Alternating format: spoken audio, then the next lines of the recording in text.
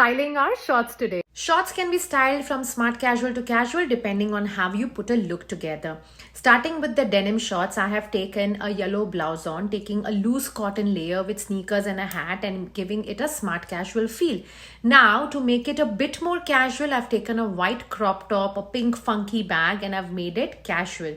You can take a loose shirt if you're not comfortable with crop tops. Next are these black and white cotton loose shorts. I can take a multicolor vest or a white vest and make it casual, as you can see, or take a blouse on, something that you wear to work or you wear with your denims and everything.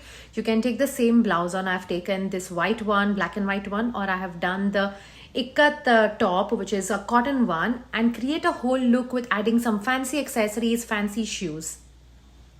Next are these white shorts. I have taken this blue shirt and blue tunic top, actually tucked it in with sliders and a fancy bag to create like a smart casual feel.